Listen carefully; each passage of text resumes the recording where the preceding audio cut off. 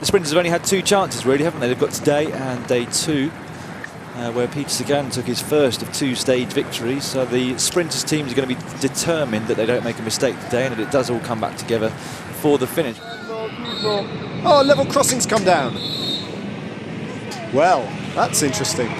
Now that's dropped down in front of the peloton. So the breakaway are clear. And down we go. And we're waiting for the train to come through. Yeah, you don't often see this, do you? Because it has to drop in that little gap between the breakaway and the peloton. And you're right, normally it's the brake that gets hindered, and then the peloton further back down the road just gets held until we're all moving again. That same gap, roughly speaking, is maintained. But you see all that work that those 3 riders have done is just disappearing.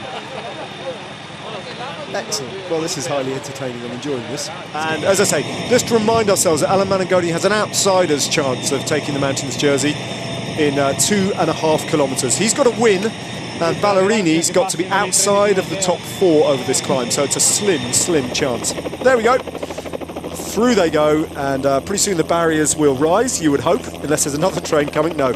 Up they go, and they've lost 3 minutes, so they'll have an advantage of over 5 minutes to break away, and they've gained time.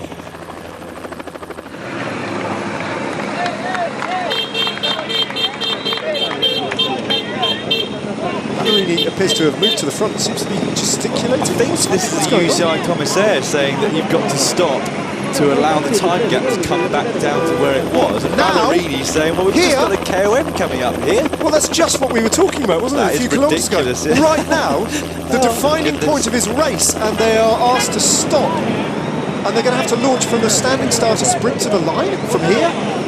A frankly incomprehensible decision. At least if you're going to do that, let them contest this honestly and fairly, and then bring them to a halt afterwards. But the lunacy of this race, I think they've made an absolute mockery of the final climb here and taken Ballerini's big moment potentially away from him. And after all, that's rather an anticlimax. 100 metres to go. An interrupted sprint for the final King of the Mountains points, in which Alan Manangoni will take 5.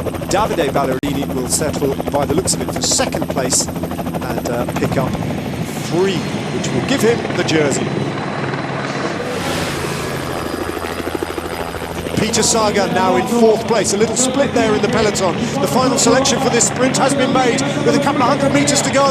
Gaviria opens up his sprint, Sagan is on his wheel, Gaviria's got the edge at the moment, the Colombian hitting for home, but Sagan, it's going to be tight between them. Split that one. I think Gaviria feels that he's got the win, but it was ever so tight. And the winner of stage 6 is being declared already by television, so there we go.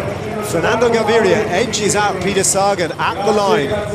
Well, there's no change in the general classification. None of the big riders lost any time today, and they wouldn't have expected to either, so safely negotiated for Nairo Quintana and all the riders in the podium positions.